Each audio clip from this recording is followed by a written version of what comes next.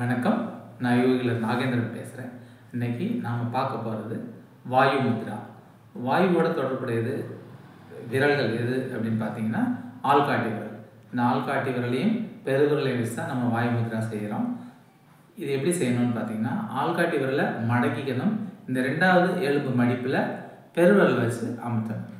இதே மாதிரி ரெண்டு கையிலையும் மற்ற 3 விரல்களையும் நீட்டி இருக்கணும். இதை அமர்ந்த நிலையிலையும் செய்யலாம், நீங்கள் படுத்துட்டும் செய்யலாம், நடக்கும்போதும் செய்யலாம். இது எதுக்கெல்லாம் பயன்படுது அப்படின்னு பார்த்தீங்கன்னாக்க அதாவது அஜீரண கோளாறு, வாயு தொந்தரவு, ஏப்பம், ப்ளஸ் சாப்பிட்டதுக்கப்புறம் எனக்கு நெஞ்சு எரிச்சல் இருக்குது அப்படிங்கிறவங்க அதெல்லாம் நல்ல தீர்வு கிடைக்கும். அதே மாதிரி உடம்பில் உள்ள கெட்ட வாயுக்களை வெளியேற்றும். இது ஒரு சிறந்த வலி நிவாரணியாக பயன்படுது. மூட்டு வலி இருக்கவங்க இதை செஞ்சுக்கலாம். ப்ளஸ்ஸு நமக்கு நடக்கும்போது சிலருக்கு தலை சுற்றல் இருக்கும். அந்த தலை சுற்றல் சரியாகும்.